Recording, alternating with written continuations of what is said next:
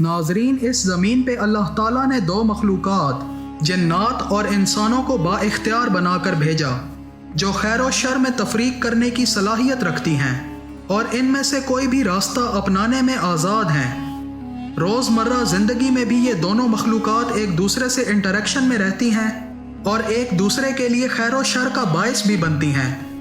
बाज़ औक़ात जन्नात जादू और सिफलियात के ज़रिए इंसानों को शर पहुँचाने का ज़रिया बनते हैं और कभी ये अल्लाह के बंदों के मददगार के रूप में सामने आते हैं। जिस तरह इंसानों में अच्छे और बुरे लोग पाए जाते हैं, इसी तरह जन्नात में भी अच्छे और बुरे दोनों पाए जाते हैं। शरीर या नुकसान पहुंचाने वाले जन्नात को शयातीन कहा जाता है। नाजरीन, बाज़ औक़ात इंसानों से कुछ ऐसी गलतियां सरज़द हो जाती हैं जिनकी वजह से जन्नात हमारे दुश्मन बन जाते हैं और उसका नतीजा हमें भारी नुकसान की सूरत में उठाना पड़ता है।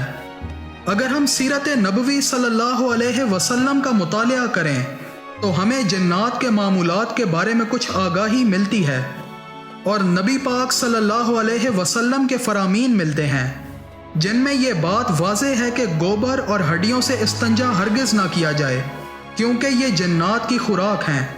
और गारों और बिलों में पेशाब करने से भी आप सल्लल्लाहु अलैहि वसल्लम ने मना फरमाया है।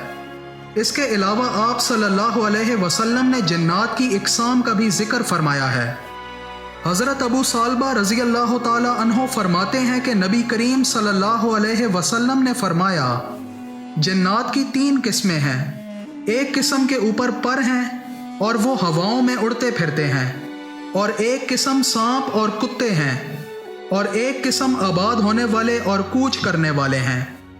नाजरीन, एक गलती जिसका इर्तिकाब हम इंसान जल्दबाजी या घबराहट में करते हैं वो है सांप को फ़ौरन मार देना, जबकि सांप को मारने से पहले रास्ता देना चाहिए, क्योंकि अक्सर औक़ात ये जन्नात होते हैं और जब किसी जिन को बेसबब कत्ल किया जाए तो उसके कबीले वाले हमारे दुश्मन हो जाते हैं और तरह तरह के नुकसान देते हैं।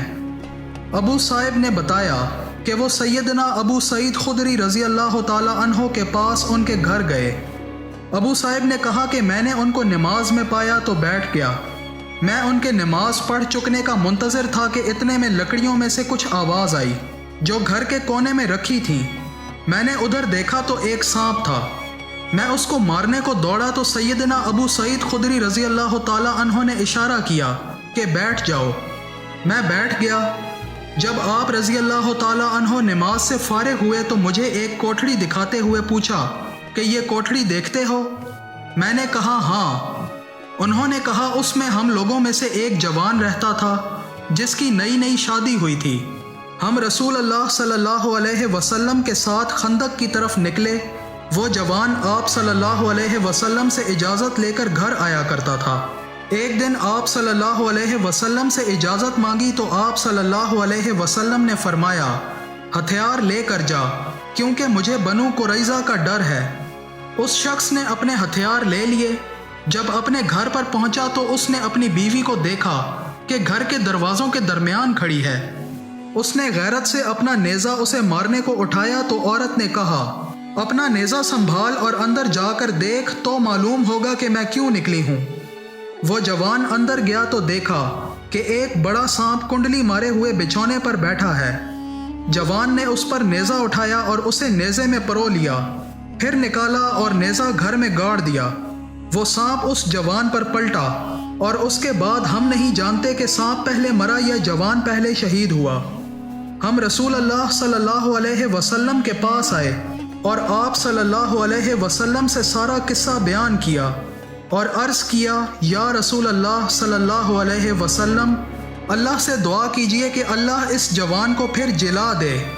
आप सल्लल्लाहु अलैहि वसल्लम ने फरमाया, अपने साथी के लिए बख्शिश की दुआ करो। फिर फरमाया कि मदीना में जिन रहते हैं जो मुसलमान हो गए हैं। फिर अगर तुम सांपों को देखो तो 3 दिन तक उनको खबरदार करो। अगर 3 दिन के बाद भी ना निकलें तो उनको मार डालो कि वो शैतान हैं।